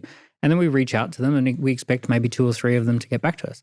So it's that idea of don't, like, if someone messages you and you don't message back, it's not the end of the world. There are other people you can message, and look what happens. Oh, there you go. It comes around again. It always comes around again. If it's meant to happen, it'll happen. So what about people, so many members of my team speak to me and ask me about investing. They might have tens of thousands to invest or whatever, but I'm curious about your personal investment thesis. With the capital that you have spare, what do you do with it to create more money? So what does your portfolio look like? it's extremely boring. I just stick any available capital into S&P 500. What's the S&P 500 for anyone that doesn't know? Yeah, the top 500 stocks in the US. So essentially, any government that inflates its currency anywhere in the world, that money will hit the economy and it will eventually make its way back to the top 500 companies in the US through spending, or that capital will end up being put into the S&P 500, which inflates it. So one way or another, it's going back to the top 500 companies in the US. So it's almost impossible to beat the S&P 500. I hate investing. It's not my thing. I like expansive business creation. I'm an optimist. Great investors are often pessimists. They're very good at thinking what could go wrong and analyzing risk. I hate that shit. So for me personally, I want to, as much as possible, expand the portfolio of businesses that I think should exist in the world. And I've always made my money by just saying I romantically like the idea of this business existing, and I'm going to pour my energy into it, and it's going to become worth millions. Rather than thinking about where I want to invest money, I want to create something that's investable for other people to put money into, because that's how you really make money. So the exciting thing is not placing my own chips. The exciting thing is creating something where others want to place chips into that. So let's talk about that journey then. Yep. That journey from got an idea, want to start that ice cream business, that chili and basil ice cream business, whatever. Exit for tens of millions. Exit for tens of millions. I get off the ground. People love my chili and basil ice cream. What is the journey that an entrepreneur goes on from zero up until they exit? So there's a key stages. The first 4 stages where everyone gets caught is called chaos, concept, audience, offer, sales. So you have to develop your concept. So it's a good concept. You've validated it. You've conducted some experiments. You're aligned to it. Other people are excited about it. Audience is that you engage an audience. Waiting lists, dinner parties, scorecards, quizzes, discussion groups, all of those are great audience builders. Yep. Offer is that you construct a packaged up offering so that people can buy something and that that audience can now act on something and buy. And then sales, which is the ability to talk and discuss with your interested parties to close deals, to actually get sales across the line and to do that predictably and reliably. So for sales, we establish something called a rhythm of laps, leads, appointments, presentations, and sales. And we measure our pipeline every week. How many leads, how many appointments, how many presentations, how many sales. So those are the first 4 things: concept, audience, offer, sales. And that should get you into the 6 figures of revenue just by doing that. The next thing is about team building. You've got to establish a key person of influence who's got a personal brand, who's the leader of the company, who's going to embody the brand, and you've got to build a team of 8 people around them. A general manager, marketing and sales, finance admin, IT, media, and operations, those kind of roles. And essentially, you now build this core team of 8, and the key person of influence job is to engage bigger and bigger audiences. And so they get out there and tell the story of the business, they get on stages, they pitch, they publish content, they raise their profile, they do joint ventures and partnerships. So they're leading from the front, while the general manager or ops director is making sure things don't fall apart behind.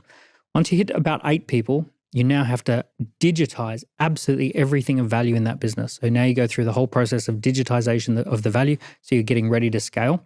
Which means, for example, moving physical relationships to a CRM, some kind of database, or building a CRM, formalizing your intellectual property, building a brand, a company brand, formalizing your organizational culture, getting into really good investor relationship and documentation, governance. So all of these are developing systems, developing assets of the business, having online marketing and sales systems, having an online way of generating a lot of leads reliably, having an online way of making customers mostly happy most of the time.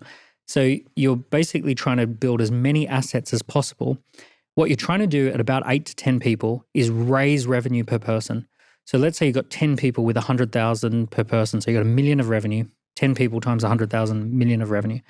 If you can add assets and get it to go to 1.1, 1.2, 1.3 million. Now you've got 130,000 per person. So what you're trying to do is add as many digital assets as possible to get the revenue per employee or the revenue per person up. Once you see that the revenue per person is going up, now you can add people, because the more digital assets there are times by the number of people, now you're going to be successful. Now, the really hard jump is from 12 to 30. From 12 people to 30, you're too big to be small, too small to be big. Very difficult time in any business's life. And what you have to do is go through a transformation of a small team of rebels and misfits to a professional team that's manufacturing value. A lot of people have to go. Unfortunately, some of the earlier people who were there because they could breathe and had a pulse and all of that sort of stuff, they unfortunately have to go find a new startup. And you now have to go and bring on team members who come through recruiters with a proper process and who they go through an entire process of how they join the team. They're onboarded correctly. And now you transform into a more valuable professional organization. Once you hit 30, you've got a 5-person executive team plus a non-executive director and an advisor. And then you've got some teams of teams. And now you're doing 10 million of revenue, 3 million of profit, and now you're exitable. Have you got to make a decision early? That was a mouthful. No, sorry. but it's so true. It's so funny. Did you agree with that? All of it. I agreed with all of it. The interesting thing as well is the part you said about, of the first 10 people you hire, very few of them are equipped already or able to adjust to the environment you have at 30, 40, 50, 60, 100. Totally. And part of what I've noticed is that when there's 10 people, you're acquiring a different set of skills, and you're thinking more about multidisciplinary individuals that can kind of wear a few hats but not do anything exceptionally well. Swiss Army knives. Yeah. They can do 25 things badly. Yeah, exactly. And then when you get to like 50, 60, 70 people, it's really... Specialists. Bread knife. Bread knife, just cuts bread really well. Just that. So on this then, when we're thinking about our own careers, we've got to ask ourselves that question, which is, are we a specialist that should be going into a company where there's 50, 60, 70 people? Or are we that kind of Swiss Army knife that should be playing in startups and then going from 0 to 1 versus like 1 to 2? Yeah, I've had to wrestle with that myself. I personally absolutely adore the first 2 million of revenue. That is where my fun, that for me is fun. It's where I find it exciting. I become almost pathologically distracted once we hit 2 million of revenue, and I have to remind myself, oh, wait a second, we've got a fast growth business here. Stop thinking about other things. I really enjoy getting businesses past that first couple of 100,000 a month. And then for whatever reason, I'm like dreaming of a blank page. I just want something like, oh, what if we did this? What if we did that? But here's the cool thing. There are so many amazing people who are phenomenal at the 2 to 20 million jump.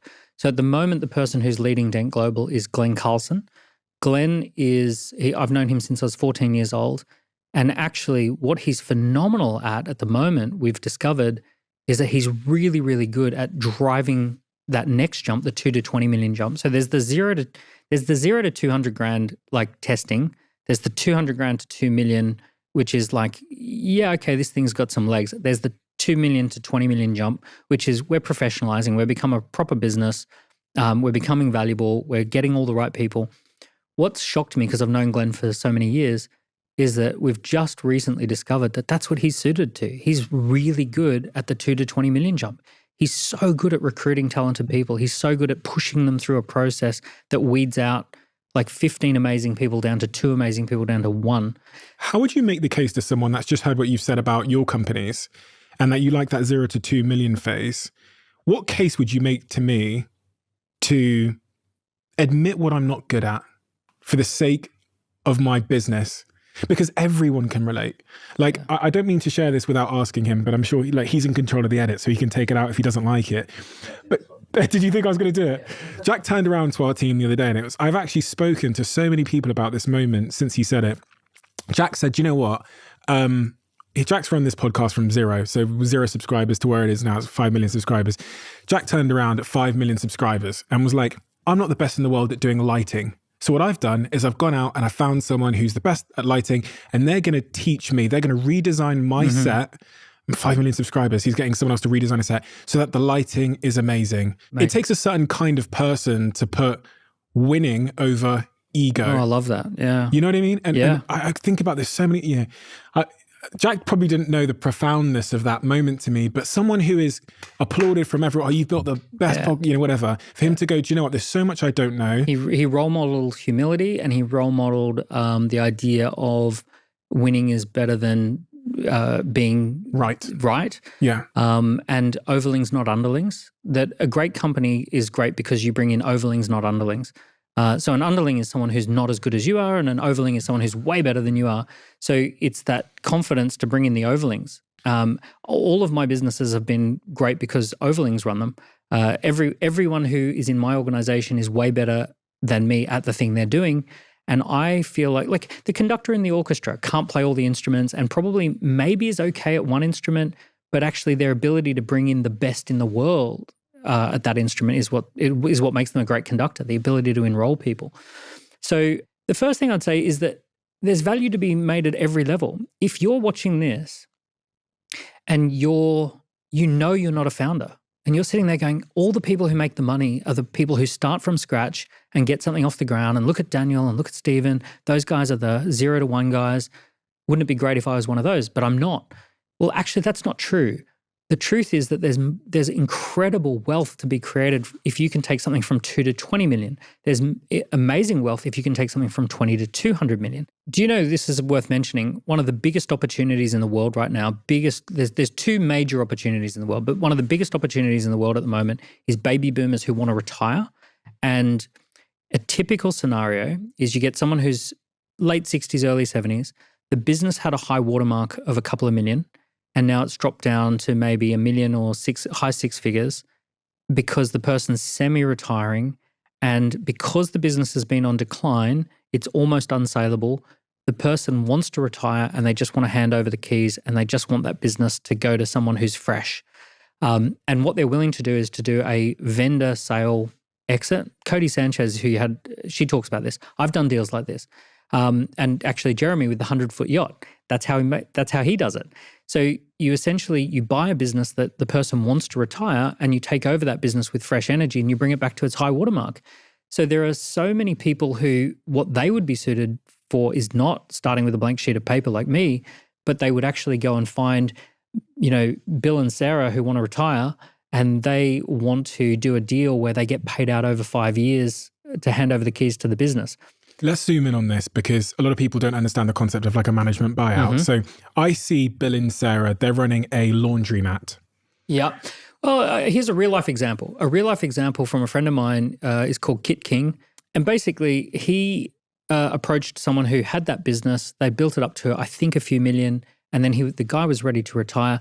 When he walked in, the orders would get printed out and put onto a spike. And spike number 1 was like, this is an order. And then when it was fulfilled, it goes onto the fulfilled spike piece of paper. And then, this young guy comes in and he digitizes the business and he gets all the automated order thing flowing. It cost about 25 grand to get in a specialist who could do all of that. And then he basically re-engaged the team. The team were totally unengaged. I think there's about a dozen people, and they'd not had a team meeting in ages. There was no vision for the business. They'd not gone and spoken to customers in forever. And then he comes in, goes and talks to customers, starts hosting some online events, starts sending out messages, starts digitizing, builds a bit of the brand. And that business has, I think, grown like 500% in like 2 years. It's massively successful, but he started with something that had been going for 30 years. In that example, you don't necessarily need any money. No. This was no money down. So you can create a multi-million pound business theoretically starting with zero money. Remember that money is just a database. So it's a database of the value. So what you do is, like if I want to buy a house, I go to the bank and they lend me the money to buy the house. If I want to buy a business, the person who already owns the business is probably the most likely person to see the value in funding the business. A bank probably won't, but the person who is selling it. Let's say I go to Bill and Sarah. I say, look, there's no question your business is worth 1.2 million. I don't have 1.2 million. I have a little bit of money that I'm going to invest into the business to grow it.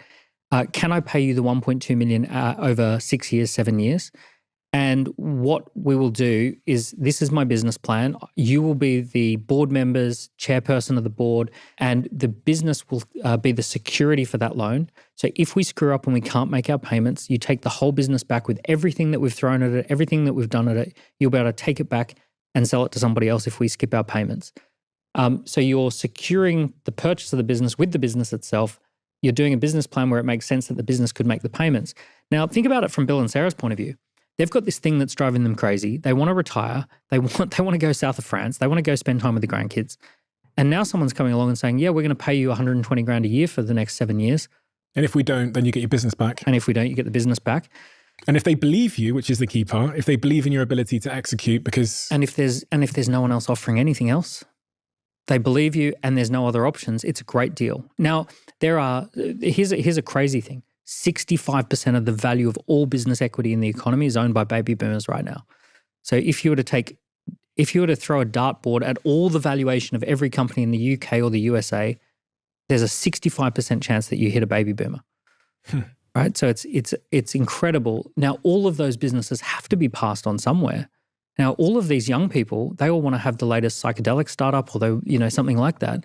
And they're like, oh, I don't want the elevator repair business that does 8 million a year. It's like, go get involved in that, right? So that's a huge opportunity. Massive. The arbitrage and the opportunity here is boring businesses. Boring businesses that you can bring something to it. You can digitize it. You can make it interesting. You can create a culture that's exciting. The thing about a boring business. Boring boomer business. Boring boomer business, right? The BBB, I said that first. Right? Let's get That's my next book. Get the so URL. I said that first. Trademark. Yeah, could you guys grab the URL? Wait a sec, I'll get my phone. So the boring boomer business, the BBBs, a business can be exciting. It can do a boring thing but still be an exciting business. The way you run the team and the culture, the money that it spits out can be exciting. You can use that business to sponsor a charity. I've got a friend and a client called Sebastian Bates. He's got an amazing martial arts school that's in the UK and Dubai called Warrior Academy. And he's used he's very profitable. He's now set up martial arts schools in Kenya, Nepal, all of these different areas that are struggling areas now have a martial arts academy. He set up his own charity and he's basically doing martial arts schools for kids who have never had anyone look out for them. They're often street kids and homeless kids. They come into martial arts and they get taught life skills and martial arts and confidence and character. But the point is you can take a boring business and the way that you run it, you can launch a charity associated with it. You could hire young people who are coming out of prison and give them a second chance to get started. And that could be part of the excitement of the business. There are so many ways to make a boring business an exciting business. Most of the times Bill and Sarah have given up on that. They're just, they've been doing it for 20, 30 years. They're not fresh. And the business has been in decline. Anyway, that's a huge opportunity, massive, way bigger than starting something new. Like if I was starting from scratch, that's probably actually where I'd probably start. It's so funny that never dawned on me. When I was penniless in Manchester and I was very persuasive, but my strategy for wealth creation was to pitch a brand new tech company because I'd just seen that social network movie with Mark Zuckerberg. Whereas really I could have just, as you said, gone for Bill's business and presented a young, fresh, digital, social first vision and mitigated his risk by... And even if you wanted to do social chain, you could have started by buying a marketing agency that was already doing 2 million. That's high watermark was 4 million and it's halved over the last 6-7 years. But it still has a core team and it's got a 20-year reputation and it has a contract with AWS and it has a contract with HarperCollins. And it's like, oh yeah, we've got all these things in place. You buy that business that's doing 2 million as a starting point. And then you say, now I'm going to do social chain on top of that. So now you go from 2 to, whatever. But rather than starting from absolute scratch, you could actually start with a couple of million of revenue just by going in and doing a deal with someone who's already got a starting point. 2 key skills here. The first skill is sales. We've talked about that. You have to be persuasive. And the second key skill is even understanding the structuring of that deal. And those are 2 very different things, but they're imperative. What I've come to learn over the last 5 years is the people in my life that are the best wealth creators have those 2 skills. Yeah. They understand how to structure a deal and they understand how to sell the deal. Yes. Yeah. Sales sales, that demand creation, the doing the deal, and structuring, phenomenal skills. And everything that you want is on the other side of a structure that exists. So with Score App, 2022, AI comes out, and I go, oh my God, AI changes the fundamental nature of this business. We need to be on AI. I thought the first thing I want to do is bring someone onto the team who is an AI expert. So I approach Professor Andy Pardo, who's the head of AI for Warwick University, and I say, we're setting up an AI advisory board. Would you like to be on our AI advisory board? Here's how much we pay per year. And would you like to join the board? And he's like, yeah, I'll join the advisory board. So he comes and joins our advisory board. He starts making some recommendations about how we adapt to the AI challenge. We didn't need anyone else. That was absolutely perfect. He brought with him a team of researchers who came in and worked on the back end of our system as well. But what was interesting is that happened in 2 weeks. So from 2 weeks, we went from no AI integration to having Professor Andy Pardo, who's a PhD of AI, who's got 25-year background of AI, as our advisor because we set up an advisory board. So I just knew what structure to structure it as. Mm-hmm. So had I said, can you help me? I need to figure this out. Yeah, you wouldn't have. No. But how do you, someone that's at the very start of their journey, they don't understand all these. They don't know structures. Yeah. I mean, it's hard because in theory, you go talk to a CFO and you basically talk to an experienced CFO who's done a lot of M&A, and you just say, well, actually, do you know what's even wild? Today, you don't even need a CFO. You go on ChatGPT, act as a CFO, explain to me what structures I would use to do this. How would I structure a deal? How would I structure a deal with this?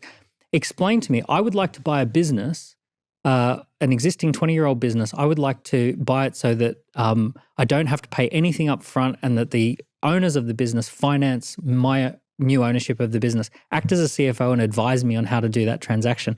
And what's amazing is ChatGPT will do a good job of that, or is a good starting point. Draft the heads of terms. You can ask ChatGPT to do it. Yeah, draft the heads of terms for that deal. Review the draft of heads of terms to see if there's any omissions or mistakes. Would you have changed, now that you've seen that, would you do anything differently? Yeah, I would change this. You can send the email. Draft an email to the finance director of this company proposing that we acquire the business with no money down. Right? Asking for a meeting. Yeah. Isn't it crazy that we live in this new era where the possibilities in terms of communication, storytelling, persuasion, and the cost of a sale have completely changed? Dynamics have shifted. AI is changing everything. We haven't realized yet, have we? If you think about how we're behaving, no. We haven't quite realized the potential of the technology we have. We are like on the movie The Titanic when they hit the iceberg and they're all just like dancing on the thing, and someone says, oh, it's an unsinkable ship. And the guy with a white face says, it's made of steel. It will go down.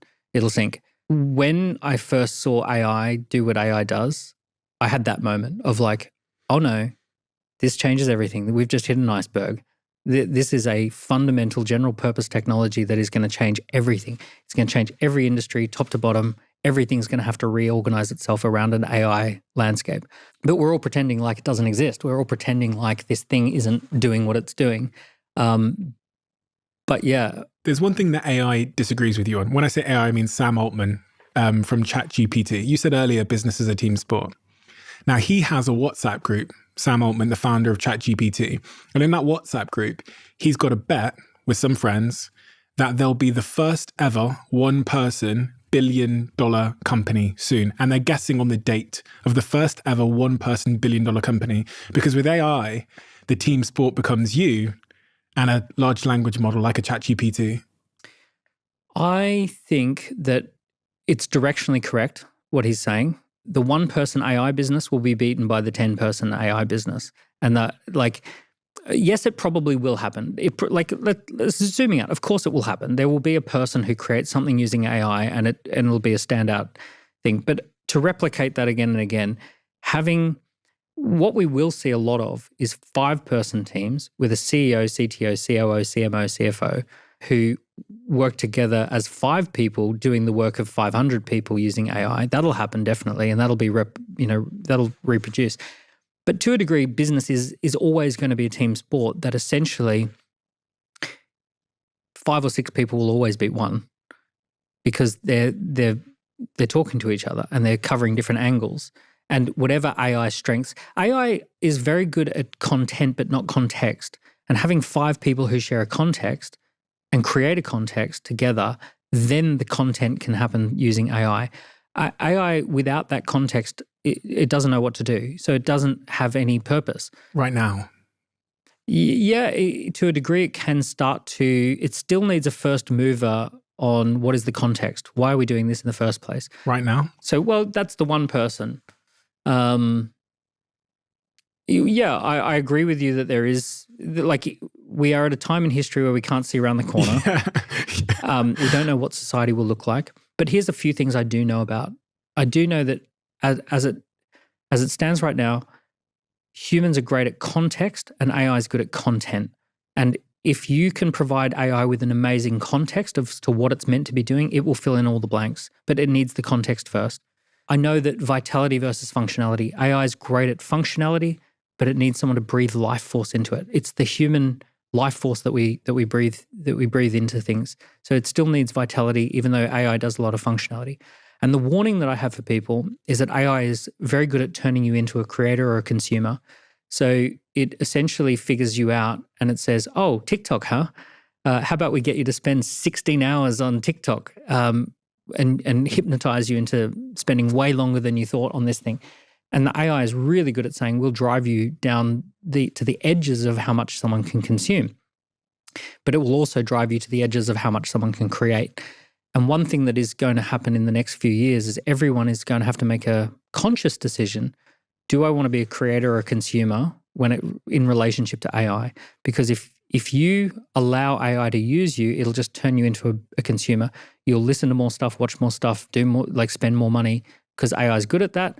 Or if you use it to build stuff and make stuff and produce stuff, you will be doing superhuman levels of creativity because of AI. But it's going to divide society into consumers and creators. Okay, very important announcement. Waited a long time to tell you about this. Last year, I launched my very own private equity fund called Flight Fund with the aim of investing in great companies that are working to bring about a better future. At Flight Fund, we're committed to empowering the most innovative founders by providing not just funding, but mentorship, guidance, and a network that fuels their growth. Since launching the fund, we've invested in disruptors like SpaceX, Zoe, Huel, Whoop, Until, and many, many more. And today, I'm excited to announce that Flight Fund is now live on Seedrs. Head to the link in the description below on this episode. It will say Flight Fund, and you can learn more about Flight Fund and why we've partnered with Seedrs. Quick one, as you might know, a company that I've invested in is now also a sponsor of this podcast, and they're called Zoe. And I'm coming to you today with a warning, and it's all of those diet companies' favorite month of the year. And that means that you're about to hear a lot of jargon and words across all types of media when it comes to diet culture. Please don't get caught up in the fads. When it comes to your own health, you must listen to experts. And that's exactly what Zoe has. Zoe isn't about restriction or removing foods from your diet. It's about building sustainable daily habits that will make your life better forever. They'll help you to discover how eating in the right way for your body with what they call personalized nutrition will have you feeling the benefits almost instantly and far into the future. If you're looking to pick up new habits this year, then use my code CEO10 to get 10% off of your Zoe kit, and do it right now. Work-life balance, Daniel. Oh, work-life balance. Is it a thing? Is it possible to be wildly successful and not work exceptionally hard? The people who talk about work-life balance as an important thing, they normally worked their asses off to the extent that they almost burnt themselves out. Then they had a come to Jesus moment. And then they now espouse work-life balance in hindsight after having a massive breakthrough from the massive amounts of work that they did. And that is typically the pathway towards the work-life balance guru. So here's the unfortunate thing. You've got to look at the statistics. People who earn over 100 grand typically work 55 hours per week. But there's work and there's work. So you and I work enormous amounts of hours, but we're not digging up roads. We're not laying cables. We're not doing boring, repetitive stuff. In most cases, our work is creativity. It's publishing things. It's pitching deals. It's sitting there in Dragon's Den analyzing what's going on. It's doing interviews. So there's a new style of work. So when people get angry about work-life balance and they say, damn it, work-life balance has to be a thing, it's normally because their association to work is that work is such a negative thing and work is something you have to do in order to make money. And when people say, oh, I do 55 hours a week and I love it, they go, well, something's deeply wrong with you. It's like, you're toxic. Yeah, you're toxic. Well, actually, it's apples and oranges. Yeah, I'm doing something that's deeply fulfilling and passionate, and I can do it from home, and I do it online, and it's digital, and I see my kids all the time while I'm doing it, and I actually don't feel like I even work that hard. I'm just enjoying it, but I am doing that stuff. Keep in mind this: if you're doing a lot of hard work that doesn't develop an asset simultaneously, it's probably going to end up toxic. You may burn out. If you do a lot of hard work that simultaneously develops an asset, the asset value eventually takes over, and then you're working completely by choice. So simplify that as if I was a 10-year-old. If you create podcasts and those podcasts go onto YouTube and that people can watch them a year later, 2 years, 3 years later, you've developed something that has a life of its own and it's going to continue to create value without you having to physically be there. So if your work is creating a byproduct of an asset, if you own the company that you started and you own the shares in that company and that company becomes more and more successful and the equity value becomes more and more valuable, your work is creating a valuable asset. If, like my wife, you renovate horrible properties into amazing properties, her work creates income and an asset simultaneously. What's the opposite of that? Where you're working but you're not creating any assets? Well, an Uber driver. I used to work at McDonald's for 2 days. I worked in McDonald's as well. I loved working at McDonald's. The asset that I created was a deep appreciation for systems. But the problem with being an Uber driver is that you can actually do 16-hour days. However, at the end of 16-hour days, that's it. You've earned that amount of money and you've not developed any additional asset. You've just performed a role. So you're not building simultaneously an asset. The people who love their work and don't burn out are the people whose work creates income and asset at the same time, and they're doing something that's fulfilling and passionate. And an asset could be reputation, skill, deep skills. Yeah, something that has a life of its own, something that lives beyond the day that you created it. Daniel, thank you so much. We do have a closing tradition on this podcast where the last guest leaves a question for the next guest, not knowing who they're leaving it for. And the question left for you is, what is the one thing you'd wish you'd known about sex and relationships in your youth that you later learned? A lot of the enjoyment of sex is the relationship that you're having with someone outside of that moment. So in my youth, I saw sex as a standalone thing. That was a compartmentalized thing, and essentially, function. If you can pick up and have sex, then that's a win. But you discover pretty quickly that it's actually empty and meaningless and also awkward, and really awkward the following day and all of that sort of stuff.